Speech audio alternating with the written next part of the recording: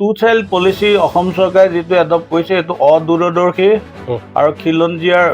শেষ অস্তিত্ব কোনো শেষ কৰি দিয়া এটা ব্যৱস্থা কৰিছে it should be stop this a stupid policy adopted by the BJP government two child policy নহয় India should adopt three child policy ভাৰতৰ পাৰ্লিয়ামেণ্টত এখন আইন বনাব লাগিব পপুলেশ্যন কণ্ট্ৰল এক্ট মোদী চৰকাৰে কেতিয়াও পপুলেশ্যন এক্ট কৰিব বুলি মোৰ মনে নধৰে টু চাইল্ড পলিচিক অসমৰ খিলঞ্জীয়া মানুহে ৰিজেক্ট কৰিব লাগে আৰু that policy deserves a place in dust two child policy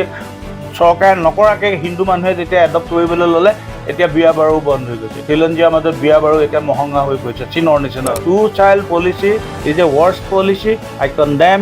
it should be stop all indigenous organisation should come up and protest against the so' call policy of the population policy of the Hemanta Biswa চৰকাৰ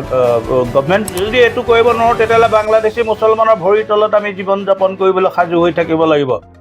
sir আপুনি খিলঞ্জীয়া জাতিটোৰ ৰক্ষণাবেক্ষণৰ স্বাৰ্থত আপুনি সংখ্যাৰ গুৰুত্বটো অধিক গুৰুত্ব প্ৰদান কৰিছে কিন্তু আমাৰ চৰকাৰে বৰ্তমান টু চাইল্ড পলিচি এটা মানে ইমপ্লিমেণ্ট কৰি থৈছে অলৰেডি গতিকে আপোনাৰ আৰু লগতে পপুলেশ্যন কণ্ট্ৰলৰ কাৰণে লগতে এই টু চাইল্ড পলিচি এক্টখন কিমান গ্ৰহণযোগ্য আপোনাৰ মতেৰে কিমান গ্ৰহণযোগ্য টু চাইল্ড পলিচি অসম চৰকাৰে যিটো এডপ্ট কৰিছে এইটো অদূৰদৰ্শী আৰু খিলঞ্জীয়াৰ শেষ অস্তিত্ব কোনো শেষ কৰি দিয়া এটা ব্যৱস্থা কৰিছে আমাক মানুহ লাগে আৰু অসম চৰকাৰ পপুলেশ্যন কণ্ট্ৰল যিটো পলিচি লৈছে it deserves a place in dustbin ইয়াৰ বেয়া এফেক্টটো ক'ত পৰিছে খিলঞ্জীয়া জনগোষ্ঠীৰ ওপৰত পৰিছে গাঁৱৰ মহিলাই কৈ দিয়ে এতিয়া চৰকাৰে দুটা কৈছে আমি কিয় বহাম দুটা লৈ মানুহ লৈ পেলাই ভোট কোনে দিব বিজেপিক আমাৰ ধৰক এটা সমষ্টিত 200 খিলঞ্জীয়া আছে 200 পূৰ্ববংগীয় মূলৰ মুছলমান আছে আমাৰ দুটাকৈ 10 বছৰ 15 বছৰ পিছত কিমান হ'বগৈ 400 হ'ব আৰু তাহাঁতৰ কিমান হ'ব 6-7টাকৈ ধৰিলে 1416 বা 1200 হ'ব মেজৰিটি হ'ব 400 ৰুল কৰিব নে 1200 কৰিব বা 1400 কৰিব গতিকে এইটো এটা ভুল কথা আৰু টু চাইল্ড পলিচি কৰিলে অসমীয়া জাতি বা অসমৰ খিলঞ্জীয়া জাতিৰ ভৱিষ্যত খতম মিয়ালেণ্ডটো আৰু 10 বছৰ আগতে হ'ব এতিয়া it should be stop this a stupid policy adopted by the BJP government মোৰ ঘৰত কাম খেতি কোনে কৰিব মোৰ বাৰীত কাম কোনে কৰিব কালিলৈ জাতিটোৰ কাৰণে ওলাই আহিবলৈ মানুহ ক'ত পাম খেতি কোনে কৰিব হোটেলত কাম কোনে কৰিব মটৰচাইকেল কোনে ভাল কৰিব 5 তালা বিল্ডিং 3 তালা বিল্ডিং কোনে বনাব মানে তোমালোকে ৰাস্তাটো এই পপুলেশ্যন কণ্ট্ৰল এক্টে কি কৰিব পূৰ্ববংগীয় মূলৰ মুছলমানৰ কাৰণে ৰাস্তাটো খুলি দিছে মানে সকলোতে তাহাঁত সোমাব গতিকে এইটো একেবাৰে nonsense policy I criticise it should be stop আৰু better the party should fight to revive our indigenous people by growing population আমি মানুহ বঢ়াব লাগিব আৰু গোটেই ইণ্ডিয়াত এতিয়া ডাঙৰ কথা হ'ল কি অসমৰ 80-90% হিন্দুৱে নাজানে পৃথিৱীত কিমান হিন্দু আছে আৰু তাৰ ফলতে কি হৈছে তেওঁলোকে হিন্দুত্ব পলিচি একো বুজি নাপায় আৰু তাৰ ফলতে যোৰহাটত কোন জিকিছে এই হিন্দু বিৰোধী পাৰ্টিটো গৌৰৱ গগৈ MP জিকিছে গতিকে বিজেপি দলে অসমত গিভ এণ্ড টেকতো নীতি আদৰ্শবোৰ জনসাধাৰণৰ মাজত সোমোৱাই দিবলৈ চেষ্টা কৰিব লাগে আৰু টু চাইল্ড পলিচি মই ভাবোঁ এইটো বন্ধ কৰি দিব লাগে আৰু তাৰ বৰঞ্চ টু চাইল্ড পলিচি মানি ল'লোহেঁতেন এইটো ভাৰতৰ পাৰ্লিয়ামেণ্টত পপুলেশ্যন কণ্ট্ৰল এক্ট আনিব লাগিব মই আকৌ কৈছোঁ যে টু চাইল্ড পলিচি নহয় India should adopt three child policy গতিকে পৃথিৱীয়ে এতিয়া মানুহৰ অভাৱত ভুগিছে আমাৰ জাপানেই কওক দক্ষিণ কোৰিয়াই কওক ৰাছিয়াই কওক ইজৰাইলেই কওক চব দেশতে মানুহ নাইকিয়া হৈ গৈছে গতিকে আমাৰ ইণ্ডিয়াত থ্ৰী চাইল্ড পলিচি এডপ্ট কৰিব লাগে আৰু ভাৰতৰ পাৰ্লিয়ামেণ্টত এখন আইন বনাব লাগিব পপুলেশ্যন কণ্ট্ৰল এক্ট যিখন আইনত উইথ থ্ৰী চাইল্ড পলিচি 3টা সন্তান জন্ম দিয়াটো বাধ্যতামূলক কৰিব লাগিব টু চাইল্ড পলিচি যে stupid policy it should B 3 minimum 3 ভাৰতত চবেই কয় দুটা ইট শুড বি 3 আমাক ট্ৰেডক কৰিবলৈ মানুহ লাগিব ব্যৱসায় কৰিবলৈ লাগিব খেতি কৰিবলৈ লাগিব যুদ্ধ কৰিবলৈ লাগিব গতিকে মানুহ নাথাকিলে থ্ৰী চাইল্ড পলিচিটো ইণ্ডিয়া এডপ্ট কৰিব লাগিব পপুলেশ্যন কণ্ট্ৰল এক্ট ভাৰতৰ পাৰ্লিয়ামেণ্টে পাছ কৰিব লাগিব আৰু সেই এক্টত প্ৰভিজন থাকিব লাগিব যি 3টাতকৈ বেছি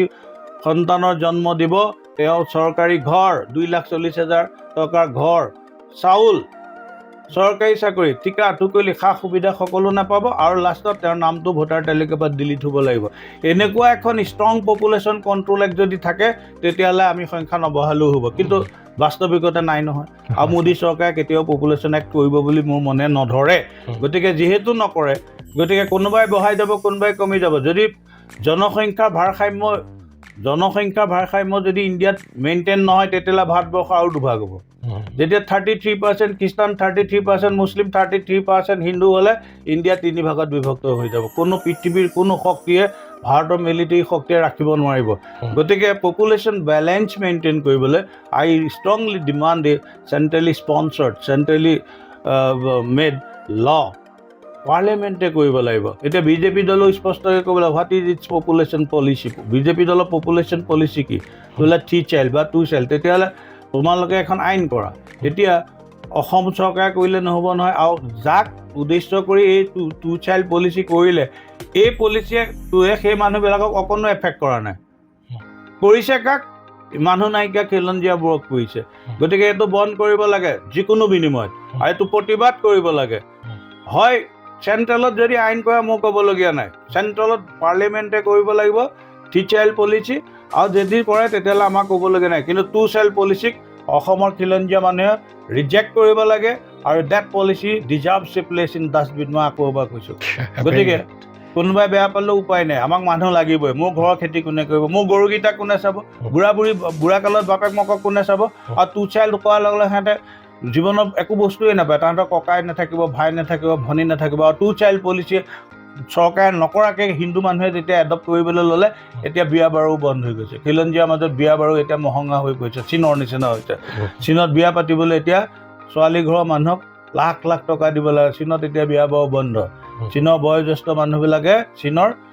বজাৰত গোট খাহি বজাৰৰ দিনা চব মানুহবিলাক দৰা কইনা ঠিক কৰিবলৈ গতিকে মানুহ নাথাকিলে মানুহ নথকাৰ ফলত ইউৰোপ খতম ইউৰোপত একো নাই চীনে যিমান দপদপাই থাকক চীনে যুদ্ধ কৰিব নোৱাৰে কাৰণ সিহঁতে 1 চাইল্ড পলিচি কৰিলে মানুহ এতিয়া উপায় নাপায় দেশখন বুঢ়া মানুহৰ দেশ হৈ গ'ল উপায় নাপায় 3 চাইল্ড কৰিলে এতিয়া মানুহ একৰ পৰা তিনিলে যাবই নোৱাৰা হ'ল গতিকে আমি তেনেকুৱা এখন সমাজ মই নিবিচাৰোঁ মই বিচাৰোঁ যে আমাৰ এখন জীৱন্ত সমাজ লাগে য'ত মানুহ পুৰা থাকিব লাগিব য'ত মানুহে মানুহৰ আনন্দৰ কাৰণ হ'ব পাৰে আৰু ডাঙৰ কথা এটা হৈছে কি every human being is an economic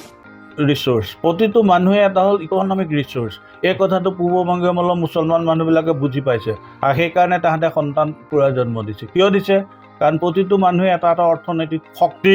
এইটো মই কৈছোঁ মই পৃথিৱীৰ বিষয়ে পঢ়ি শুনিহে কৈছোঁ কিন্তু আমাৰ খিলঞ্জীয়া মানুহে কয় ক'ৰ পৰা কম আৰে মই যেতিয়া সৰু থাকিলোঁ প্ৰত্যেক ঘৰতে 5টা 6টা সকলোৱে ধৰক সুখী সকলোৱে খাবলৈ পাইছিল কোনোতো খাবলৈ নাপায় মৰা নাছিল জীৱনত মানুহকহে মানুহে সুখী কৰিব পাৰে 2 child policy is a worst policy I condemn it should be stopped all indigenous organizations should come up and protest against the so-called policy of the population policy of the Hemanta Biswa Sarkar government আৰু ডাঙৰ কথা হ'ল কি population policy এইটো ভুল হৈছে ভাৰততো বহুত মানুহ লাগে গতিকে আমি যিটো কৈছোঁ যদি যেতিয়ালৈকে কেন্দ্ৰই 3 চাইল্ড পলিচি কৰি আইন নবনায় য'ত চাউল বন্ধ ঘৰ বন্ধ ভোটাধিকাৰ বন্ধ ঠিকা টুকলি একো নাপায় আৰু সেই আইনত এটা মেকানিজিম থাকিব লাগিব যদি আইনখন পপুলেশ্যন কণ্ট্ৰল হয় তাক কেনেকৈ ইমপ্লিমেণ্ট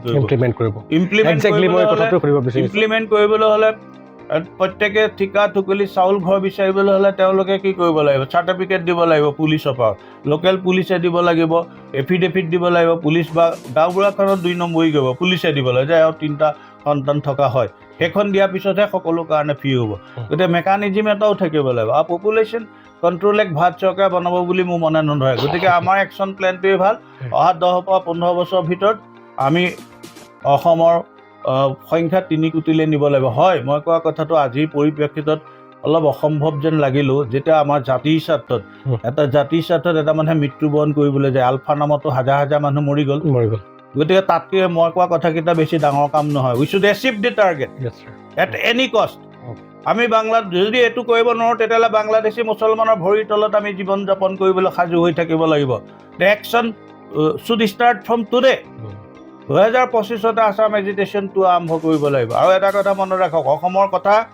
অকণমান যদি ভাবিছে মোৰ জীৱনকালত দেখিছোঁ হিমন্ত বিশ্ব শৰ্মাই ভাবিছে পৰেশ বৰুৱা প্ৰফুল্ল কুমাৰ মহন্ত তাৰপিছত আমাৰ এইটো কি ক'ব তৰুণ গগৈ তাৰপিছত আমাৰ এইটো হিতেশ্বৰ শইকীয়াদেৱ এই সকলোবিলাক একে খাপৰে মানুহ একে লেভেলৰ মানুহ প্ৰত্যেকে নিজৰ বাহিৰে একো চিনি নাপায় জাতিটোৰ কথা অকণমান যদি ভাবিছে হিমন্ত বিশ্ব শৰ্মাই ভাবিছে আৰু সেইকাৰণে অহা ইলেকশ্যনত হিমন্ত বিশ্ব শৰ্মাক আমি সকলোৱে জয়যুক্ত কৰিব লাগিব এটা স্বাৰ্থত জাতিৰ স্বাৰ্থত হেমন্ত বিশ্ব চৰকাৰ বেয়া গুণ আছে মই নাই বুলি নকওঁ কিন্তু সেই গোটেইবিলাকতে এইটো কামে তেওঁ যিটো সাহসৰ পৰিচয় দিলে তাক আমি পুৰস্কৃত কৰিব লাগিব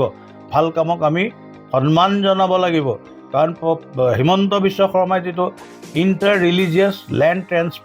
ট্ৰেন্সফাৰ এক্টখনৰ কথা ভাবিছে বা বনাব সেই আইনখন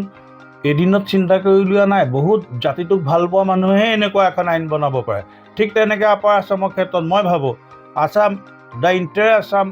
upper Assam district of Assam should be declared as a heritage site য'ত কোনো বাহিৰৰ মানুহে যিখিনি আছে সেইখিনিয়ে মাটি বাৰী কিনি ঘৰ সাজিব পাৰিব নতুন কোনো no' new settlement is allowed in the propose